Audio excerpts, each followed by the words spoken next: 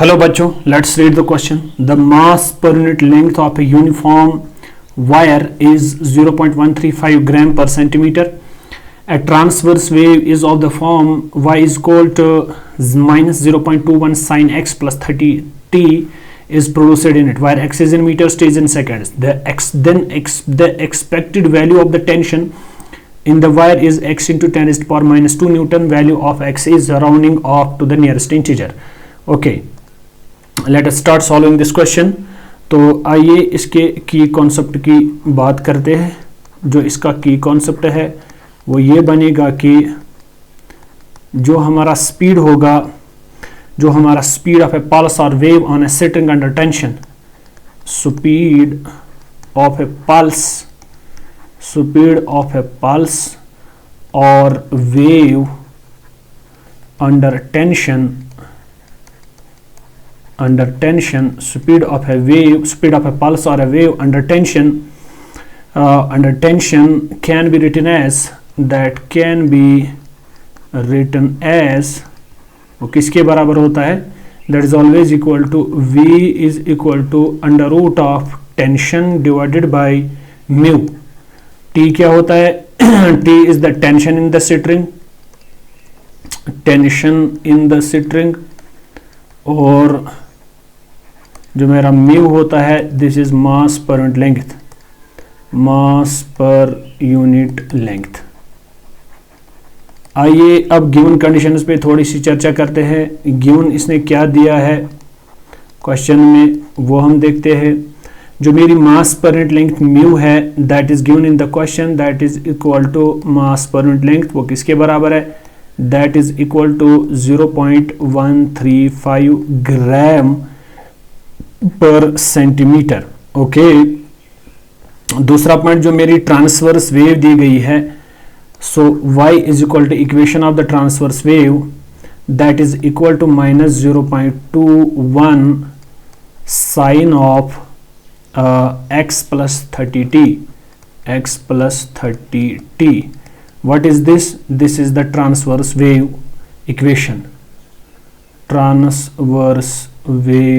equation. Okay, अगर ये transverse wave equation है तो इसके साथ साथ जो इसने क्वेश्चन में दिया है that is the expected value of tension in the wire. Expected value of tension in the wire वो इसने कितना दिया है? That is equal to x into 10 to the power minus 2 Newton. Now moving to the next slide. अब इस question को solve करते हैं और फाइनली अपने आंसर की ओर बढ़ते हैं. As we know the angular phase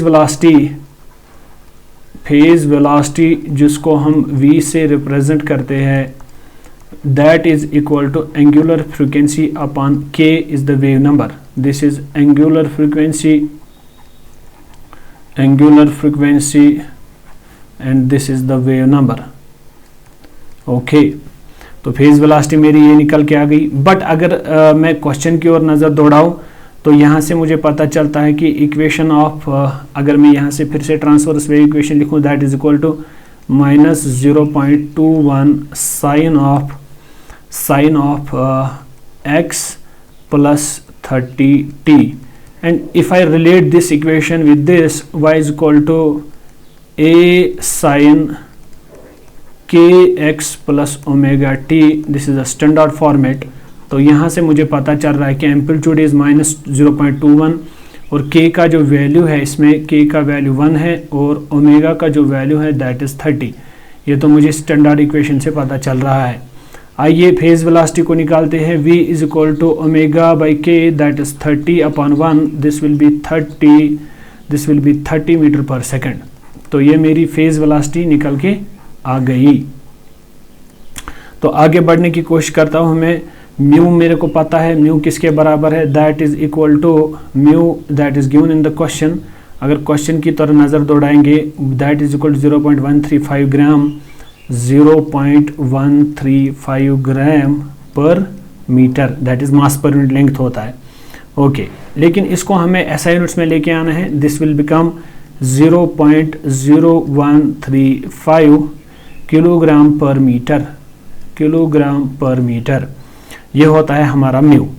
okay, लेकिन I can check here, I will see again कि जो इसने म्यू दिया है that is in terms of 0.135 gram per centimetre. तो यहाँ से हमें असल में 0.135 ग्राम पर सेंटीमीटर में था. ये सॉरी फॉर मिस्टेक, यहाँ पे ग्राम पर सेंटीमीटर में था. इसको मैंने किलोग्राम पर मीटर में कन्वर्ट किया. That is equal to 0.0135 kilogram per metre. Okay, तो इक्वेशन ऑफ जब हम वेव वेलोसिटी की बात करते हैं, स्पीड ऑफ है पल्स, वो हम लिखते हैं v is equal to under root of tension upon mu.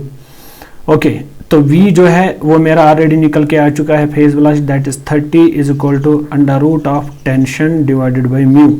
Squaring both sides this will become 30 square is equal to tension divided by mu.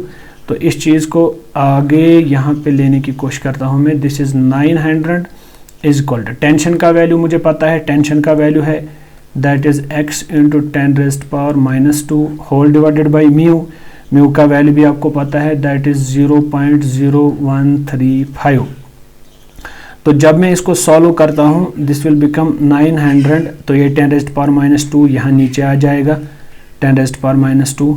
और साथ में क्या होगा, साथ में एक और चीज़ ये होगा कि जो ये 0.135 है ये यहाँ मल्टीप्लिकेशन में आ जाएगा 0.0135. This will become is equal to x.